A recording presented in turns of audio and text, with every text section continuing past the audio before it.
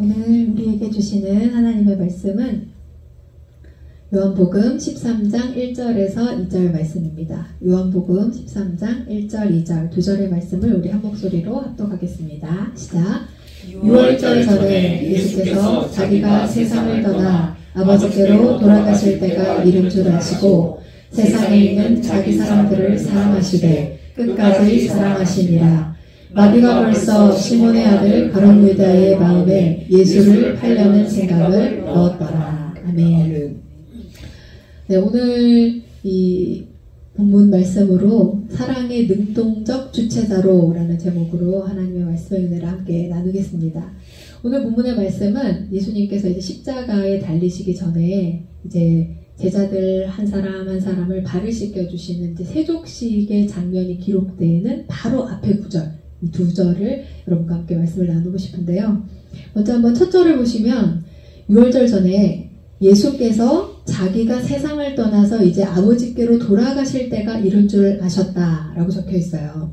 근데 표면적으로 보면 예수님이 사실 이 창조주이신 분인데 피조물의 하나가 돼서, 그렇다고 또 피조물 중에서 굉장히 존경받거나 막 추앙받거나 그런 대접을 받으신 것도 아니고 의심받고 멸시받고 핍박받고 아주 이런 안 좋은 대우를 받다가 이제 아버지께로 가시게 됐다는 건 좋은 일이잖아요. 이제 하나님 본연의 자리를 회복하게 되셨다는 건 굉장히 좋은 일인데, 그러나 이 과정 중에 반드시 필요한 이 단계가 있었어요. 이 과정이 있었어요. 이것이 바로 예수님께서 이 땅에 육신의 몸을 입고 오신 목적이기도 한데요. 어떠한 것이 필요하죠?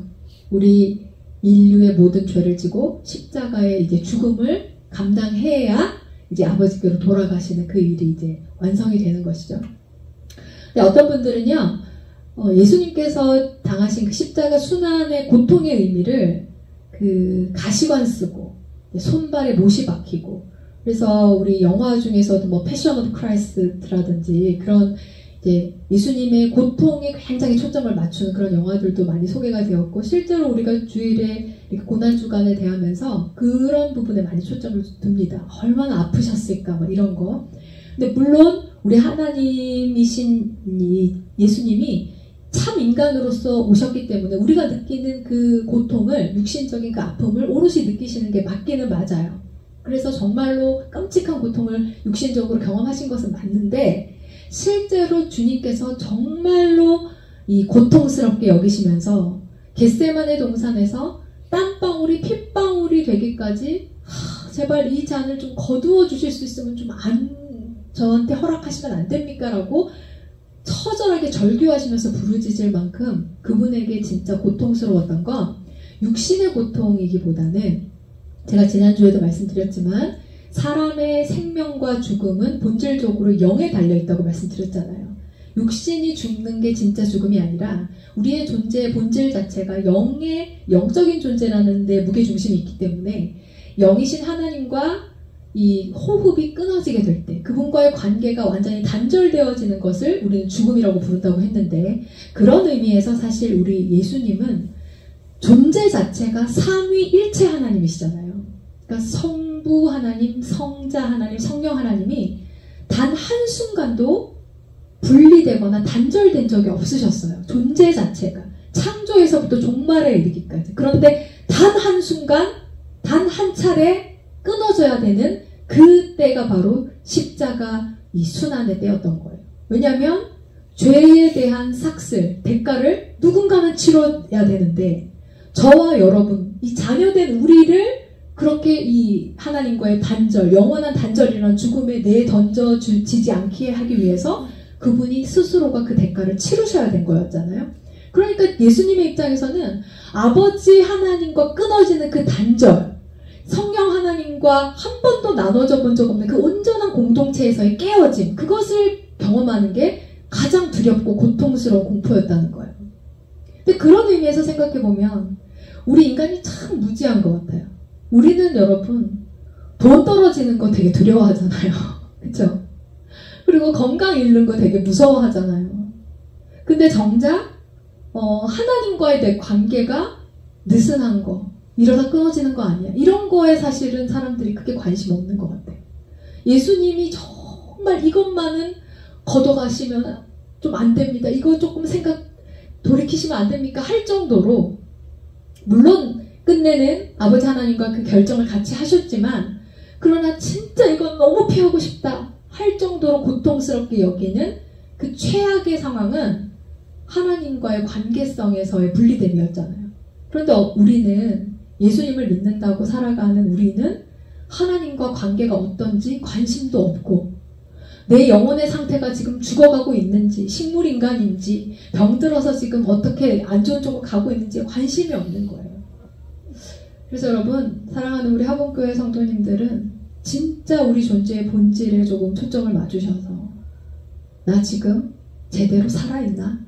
나 지금 영이신 하나님과 호흡이 되고 있나? 그 부분에 영적으로 누구보다 민감한 분들이 되시기를 축복합니다. 아멘. 우리 이제 예수님께서 창조 때부터 성부 하나님, 성령 하나님과 함께 우리를 지으신 그 장본인이시기 때문에 사실은 아들 하나님이시지만 우리에게서는 부모와 같은 분이시죠. 함께 창조를 해내셨으니까. 그런데 사실 이 부모의 입장에서 아무리 힘들고 어렵고 고통스러운 일이어도 내 자식 죽는데 내주는 일하고 바꾸는 거는 당연히 쉬운 일일 거 아니에요. 내 자식, 제가 전에도 말씀드렸지만 내가 구명조끼 입고 있고 내 새끼는 구명조끼 없어요.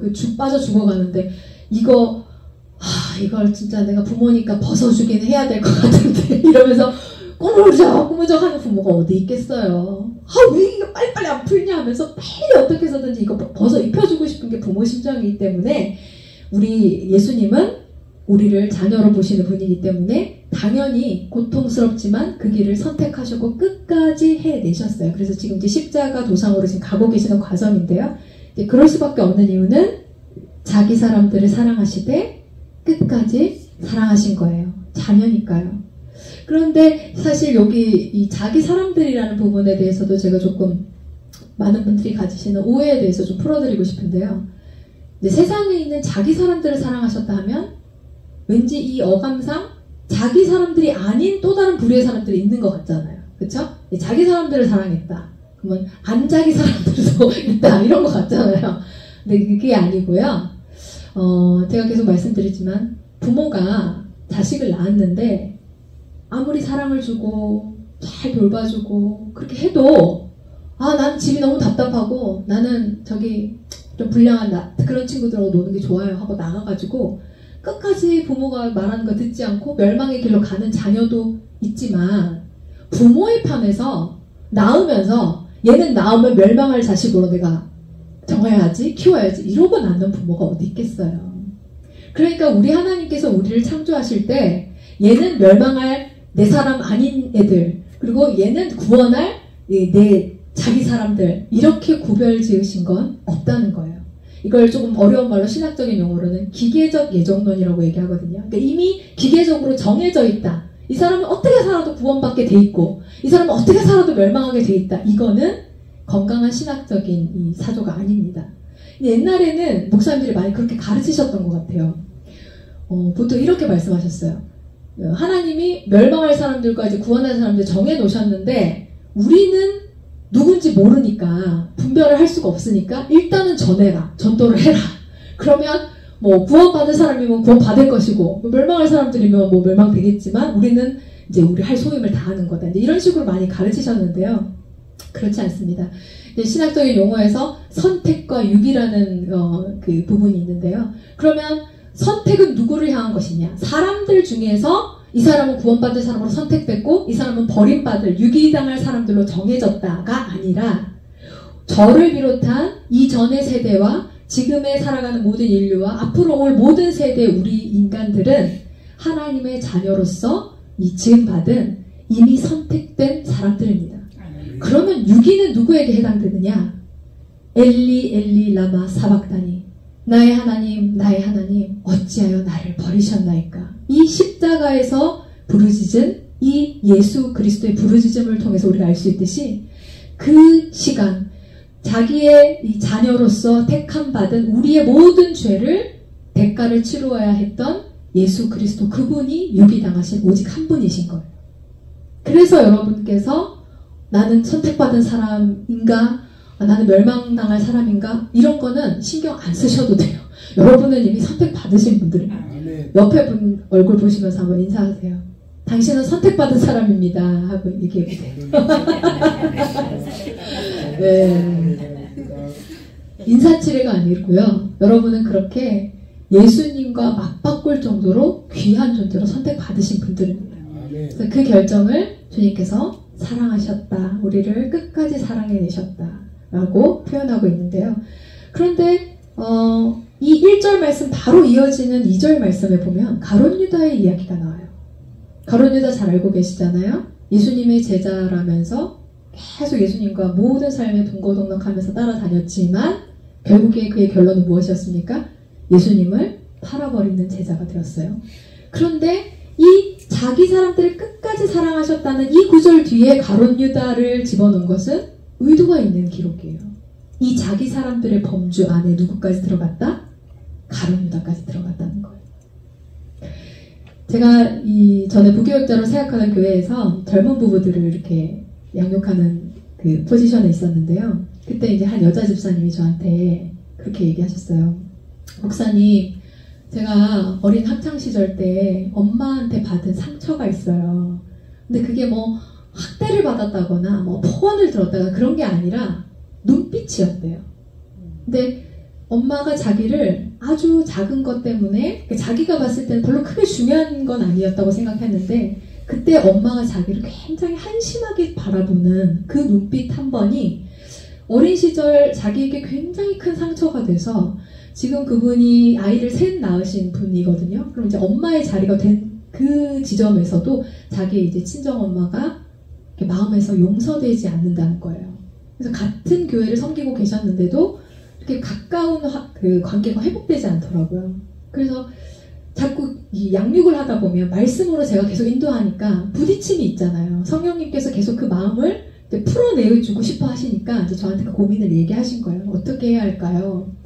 왜냐하면 제가 이 일을 엄마한테 입으로 꺼내서 얘기를 하면 엄마가 저한테 네가 그랬구나. 내가 너한테 그 어린 시절 나도 모르게 상처를 줬구나. 미안하다 딸아. 이러면 너무 아름답게 풀릴 텐데 자기 생각에는 엄마가 그렇게 반응할 것 같지 않다는 거예요. 오히려 세상에 그거를 아직까지 기억하고 그걸 평생을 품고 살았냐 하면서 오히려 엄마가 더 막 상처받아가지고 쇼크받고 할 것 같다는 거예요. 그러니까 이거를 꺼내놓고 허심탄회하게 얘기해서 서로가 사과가 되고 화해가 되는 이런 그림을 상상하기가 어려운데 뭐 어떻게 해야 됩니까? 이렇게 물어서 제가 그때 그렇게 얘기했어요. 집사님, 화해는 쌍방이 해야 되는 거예요. 그렇잖아요? 그래서 내가 내 마음의 진심을 표하고 그리고 상대방도 그 진심을 표해서 그 마음과 마음이 맞아져야 화해가 이루어지잖아요. 그래서 화해는 나 혼자 할 수 있는 일이 아니에요. 그렇죠? 그래서 성경에도 뭐라고 적혀있냐면요. 할 수 있거든 모든 사람들과 더불어 화목하라 이렇게 적혀있어요. 할 수 있거든이 붙었다는 거는 할 수 없는 경우가 있다는 거잖아요. 그 경우가 뭐겠어요? 내 편에서는 할 몫을 했지만 그쪽에서 안 받으면 어쩔 수 없는 거예요. 근데 그게 사실 하나님과 우리의 관계죠. 그분의 편에서는 이미 우리를 용서하셨어요. 사랑하셨어요.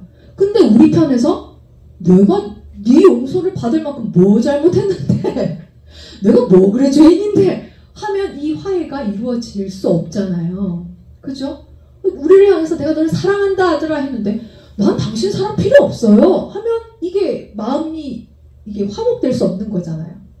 그러나 집사님, 화해는 화목은 쌍방의 일이기 때문에 이게 어렵지만 하나 집사님 편에서 할 수 있는 게 있는데 그거는 용서는 집사님 혼자 할 수 있습니다. 제가 이렇게 말씀드렸어요. 용서라는 개념을 조금 더 확장시킨다면 이제 사랑이 될 텐데요. 사랑하라는 데에 대해서는 하나님이 어떠한 단서도 붙이지 않으셨어요. 할 수 있으면 사랑하라 하지 않으셨어요. 그냥 사랑하라. 누구까지도? 원수도 사랑하라.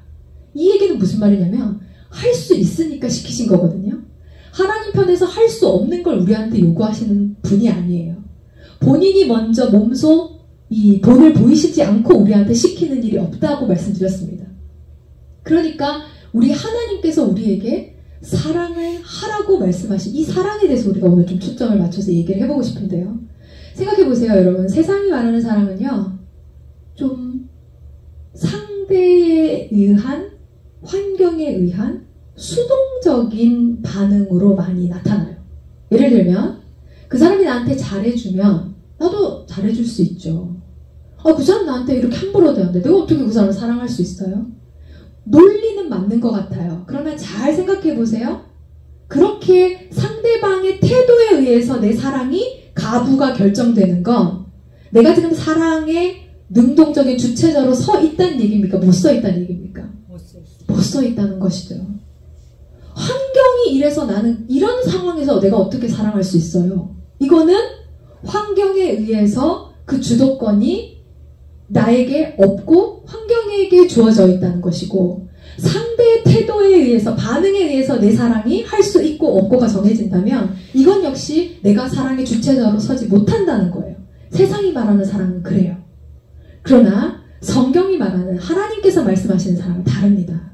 하나님은 뭐라고 얘기하시냐면요, 우리 로마서 5장 8절 한번 같이 읽어볼까요? 시작. 우리가 아직 죄인 되었을 때에 그리스도께서 우리를 위하여 죽으심으로 하나님께서 우리에 대한 자기의 사랑을 확증하셨느니라. 우리가 주님 죄송해요, 제가 죄 지어서 죄송해요, 이렇게 할 때, 그래 네가 그렇게 또 죄를 회개하는데 내가 십자가에서 네 죄 해결해줘야 안 되겠니? 이렇게 하신 거라고 말하지 않아요. 지가 뭘 잘못했는지도 모르면서 뻗들 때, 우리가 아직 죄인일 때 주님은 능동적으로 주체자로 나는 너를 사랑하겠다 결단하셨고 사랑해내셨습니다. 그러니까 하나님이 말씀하시는 사랑은 언제나 수동태가 아닌 거예요. 사랑은 결단하고 내가 해내는 능동자로, 주체자로 서는 거예요. 그리고 언제나 우리는 상대가 나한테 그렇게 하는 거 봐서 나도 그렇게 하지, 언제나 우리가 먼저 선제적인 태도를 취하지 않으려고 해요. 세상의 사랑은요. 그러나 요한 1서에서 말하고 있죠. 4장 19절 한번 같이 읽어볼까요? 시작. 우리가 사랑함은 그가 먼저 우리를 사랑하셨습니다. 하나님은 언제나 먼저 오시는 분이에요. 그러니까 성경이 말하는 사랑은 언제나 선제적이고 능동적이고 주체적인 거예요. 하나님은 이 사랑을 우리에게 요구하시는 겁니다. 왜요? 이유가 있어요. 그냥 요구하시는 게 아니에요. 이 사랑에 있어서 가장 어렵다고 생각하는 게 원수사랑이잖아요. 이 원수사랑에 대해서 가르치신 본문이 마태복음 5장 43절에서 48절인데요. 우리 같이 한번 읽어봅시다. 시작. 또 내 이웃을 사랑하고 내 원수를 미워하라 하였다는 것을 너희가 들었으나, 이게 세상의 논리예요. 그렇죠? 나는 너희에게 이르노니 너희 원수를 사랑하며 너희를 박해하는 자를 위하여 기도하라. 지금 세상의 논리와 전혀 다른 길을 주님이 제시하십니다. 이같이 한즉 하늘에 계신 너희 아버지의 아들이 되리니 이는 하나님이 그 해를 악인과 선인에게 비추시며 비를 의로운 자와 불의한 자에게 내려주시니라. 여러분, 하늘에 계신 너희 아버지의 아들이다. 여기에 포커스가 있는 거예요. 여러분, 우리 하나님은 사랑이시죠. 그분을, 사랑이신 그분을 아빠, 아버지라 부르는 그분의 딸, 아들이라면 당연히 사랑의 모습이 드러날 거다. 그러니까 우리가 사랑을 할 수밖에 없는 존재론적인 근거를 주님은 얘기하시면서 사랑하라고 얘기하시는 거예요. 너희가 너희를 사랑하는 자를 사랑하면 무슨 상이 있으리요? 세리도 이같이 아니하느냐? 또 너희가 너희 형제에게만 무난하면 남보다 더하는 것이 무엇이냐? 이방인들도 이같이 아니하느냐? 그러니까 나한테 잘해주는 사람한테, 나한테 필요한 사람한테 잘해주는 거, 이거 하나님 안 믿는, 하나님을 아빠, 아버지라 부르지 않는 사람들도 다 하는 거야. 근데 내가 너한테 요구하는 사랑은 하늘에 계신 너희 아버지의 온전하심과 같이 너희도 온전하라. 내 자식으로서 사랑의 자녀인 모습을 보이라, 이 말이에요. 그러니까 여러분, 원수 사랑에서 세상은 원수의 무게중심이 있어요. 원수인데 어떻게 사랑하니? 너한테 이렇게 아프게 했는데 어떻게 사랑하니? 너한테 이런 상처를 준 사람을 어떻게 사랑하냐고 이렇게 얘기한다면 하나님은 우리에게 뭐라고 얘기하시냐면 원수의 이 포커스가 있는 게 아니고요. 사랑의 무게중심이 있어요. 너희는 사랑받는 존재야. 너희는 그래서 사랑하는 존재다. 사랑으로 설명되는 사람들이 너희기 때문에 그 사랑의 대상 안에 때로는 나한테 잘해주는 사람도 있을 수 있고 때로는 나를 아프게 하는 사람도 있을 수 있지. 그러나 존재 자체가 사랑인 너희에게 사랑하지 못할 대상은 없다라고 말씀하시는 거예요. 원수에 의해서 좌지우지 되지 마라. 네 존재는 그렇게 결정되는 것이 아니다. 사랑인 나를 아빠 아버지라 부르는 한 너희는 사랑의 자녀요 사랑을 받고 사랑을 할 수밖에 없는 그러한 사랑의 사람들이다. 아멘. 너희가 이 존재를 붙들어야 된다고 말씀하시는 겁니다. 여러분이 이러한 사랑의 존재로 살아가는데 자꾸 세상의 논리가 들어오려고 하면 여러분 오늘의 말씀을 꼭 기억하셨으면 좋겠어요. 사랑하기 어려울 때, 그런 사람을 볼 때, 그런 환경을 당할 때 아니지 나 정신 차려야지. 나 사랑받는 존재고 사랑하는 존재지. 그게 내 원래 모습이지. 여러분들이 그 정체성을 바르게 세우시고 새롭게 이 환경과 사람을 바라보시고 대하실 수 있는 우리 모든 성도님 되시길 축복합니다. 아멘. 근데 그렇게 되려면요. 사실 이 생각을 관리하는 것이 필요해요. 왜냐하면 아까도 우리가 읽어봤지만 가룟 유다의 마음에 마귀가 뭘 넣었다고 했습니까? 예수를 팔려는 생각을 넣었다고 했어요. 그러니까 생각은요, 이 큰 배가 있잖아요. 큰 배에 이 조그만 키가 있어요. 자동차 핸들에 해당하는. 근데 그 키를 이렇게 돌리면 그 큰 배가 움직이죠. 생각이 그와 같은 거예요. 생각을 어떻게 하느냐? 생각은 마음대로 할 수 있는 거 아니야? 절대 아니에요, 여러분. 생각을 잘 관리하셔야 여러분의 존재와 인생의 질이 달라집니다. 그러니까 생각을 잘 관리하셔야 되는데 아까 말씀에서 확인한 바 마귀가 우리한테 자꾸 생각을 던져 넣는데요. 그래서 종교개혁자 마틴 루터는요 이렇게 얘기했어요. 새가 내 머리 위를 날아다니는 것은 막을 수 없지만 그렇잖아요. 이게 마귀가 계속해서 안 좋은 생각을 넣어줘요. 용서할 수 없는 이유. 네가 저 사람한테 어떤 일을 당했는데 너 어떻게 사랑할 수 있니? 야 이거는 하나님 아니라 하나님 할배가 와도 이건 못하는 일이야? 막 이러면서 계속 막 안 좋은 생각, 불안, 우울, 근심, 염려, 짜증 막 줘요. 근데 그걸 우리가 날아다니고 우리에게 던져주는 것 자체를 막을 수는 없지만 이 생각을 머리에 또아리를 틀고 둥지를 잘 짓게끔 견고한 성이 되게끔 하는 건 막을 수 있잖아요. 아멘. 그걸 예수 이름으로 여러분들이 해내셔야 된다면 아무 생각 없이 그냥 생각이 들어오는 대로 맞아. 오늘은 우울해. 이러니까 나는 비참한 거야. 계속 그걸 붙잡고 있으면 안 된다는 거예요. 그러면 이 마귀만, 사탄만 우리에게 생각을 넣을까요? 그렇지 않아요. 우리 성령 하나님께서도 우리에게 계속 생각을 주시거든요. 어떤 분들이 이렇게 물으세요. 아니 하나님의 음성을 도대체 어떻게 듣는 거예요? 목사님은 하나님의 음성을 어떻게 들어요? 생각으로 많이 듣습니다. 왜냐하면 생각으로 말씀하시거든요. 우리 이 구절도 한번 같이 읽어볼까요? 요한복음 14장 26절입니다. 있습니다. 시작. 보혜사 곧 아버지께서 내 이름으로 보내실 성령 그가 너희에게 모든 것을 가르치고 내가 너희에게 말한 모든 것을 생각나게 하리라. 아멘. 우리 가운데 우리 스스로로서는 도저히 품을 수 없는 선한 생각들을 가질 때가 있어요. 예를 들면 베드로가 주는 그리스도시요 살아계신 하나님의 아들이십니다. 그렇게 했을 때 바요나 시몬아 그걸 너에게 알게 하니는 하나님이시다. 이렇게 말씀하시잖아요. 우리가 스스로로서는 짜낼 수 없는 그러한 지혜로운 생각들, 바르고 아름다운 그런 이 생각들이 성령 하나님의 음성으로 계속 들려온단 말이에요. 그러면 여러분 관건은 이것이죠. 우리의 생각의 주도권을 누구에게 내어줄 것인가? 성령님께 내어줄 것인가? 마귀에게 내어줄 것인가? 이 선택은 우리의 몫인 거예요. 마귀는요 교묘해요. 우리 편을 들어주는 것 같아요. 그 옛날 하와에게도 그렇게 접근했잖아요. 세상에 이렇게 많은데 못 먹게 하셨니? 벌써 일단 부정적인 생각을 넣어줘요.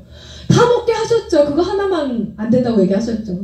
그런데 이제 마귀도 세상에 어떻게 네 남편이 그렇게 할 수가 있니? 진짜 션 같은 남편도 있잖아. 이러면서 막 세상에 막 비참한 여인인 것처럼 비련의 여주인인 것처럼 막 그게 해요.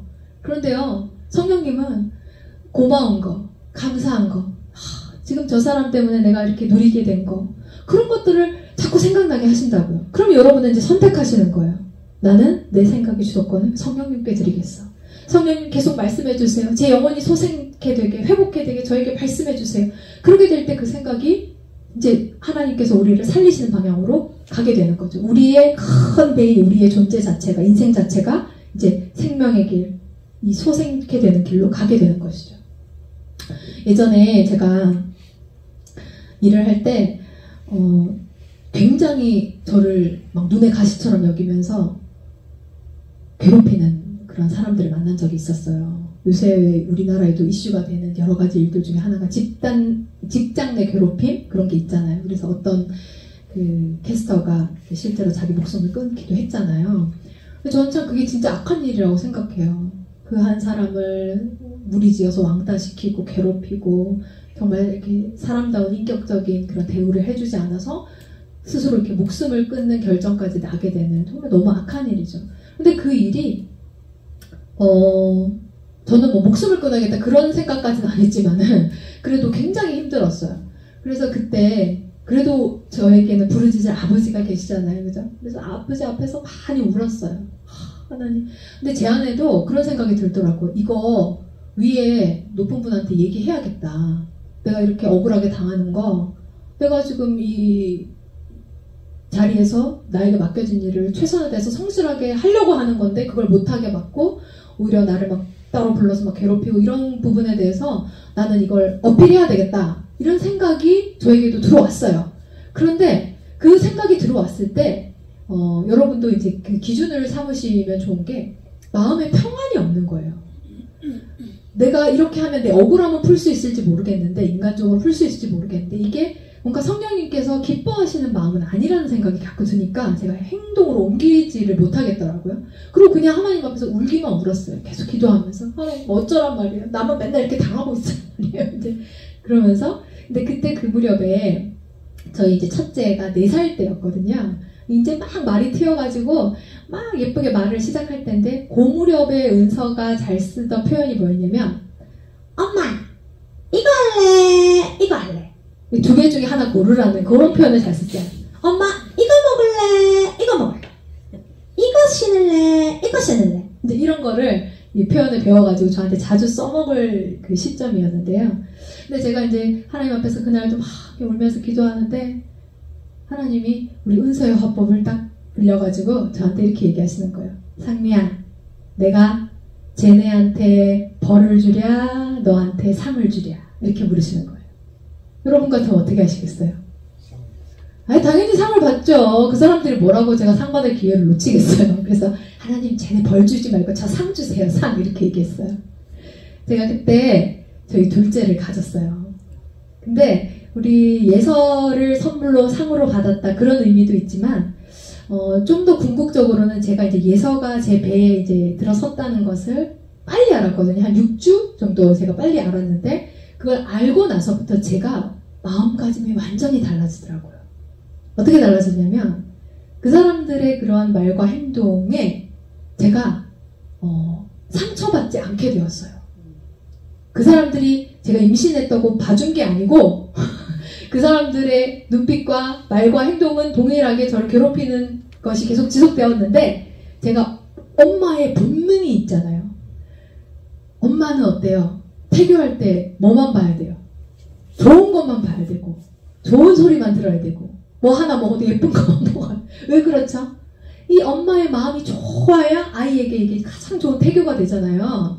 그러니까 제가 그 사람들에게 스트레스를 받지 않기로 결단이 되어지는 거예요. 왜요? 내 새끼를 지켜야 되니까요. 내 아이를 좋은 걸로 보호해주고 싶더라고요. 그래서 그 사람들이 이렇게 나한테 막 괴롭히는 행동이나 말을 이렇게 하면은 반사 안 받는다 이렇게 하고 별로 막 거기에 제 생각을 두지 않았어요. 뭐 그렇게 하면 속상할 줄 알고 메롱 이렇게 하고 제가 그냥 그것들을 이렇게 오면은 슉슉 피하고 정면으로 날라오면은 발로 빵 차고 그렇게 제가 저희 예서를 지키기 위해서 엄마로서의 본능적인 그 모성애를 발휘하는 거를 스스로의 모습 속에서 발견하면서 그래서 우리 하나님이 생각을 관리하라고 말씀하시는 거구나.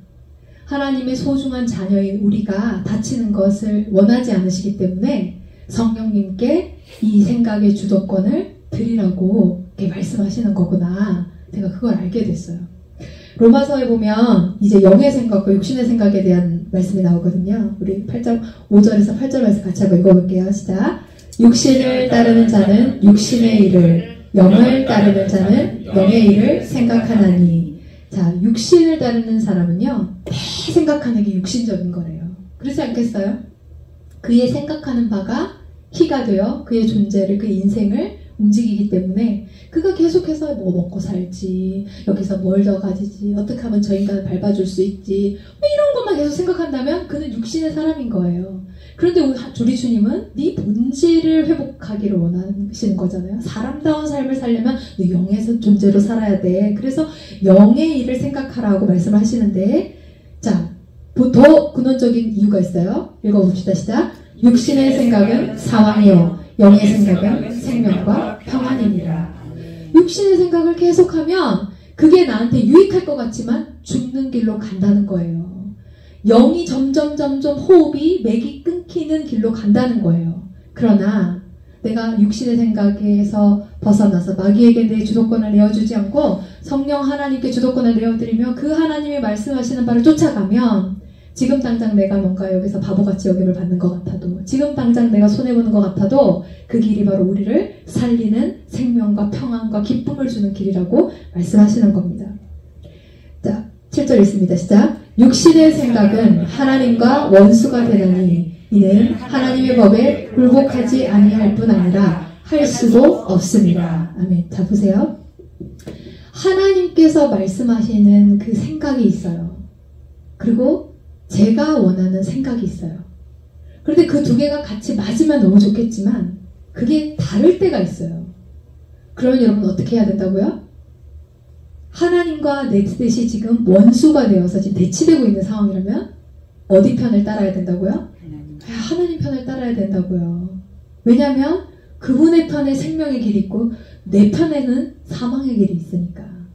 그래서 여러분, 이거는 진짜 하나님이 나에게 주시고자 하는 게 생명이다라는 게 믿어지는 사람은 그걸 포기하기가 쉬워요.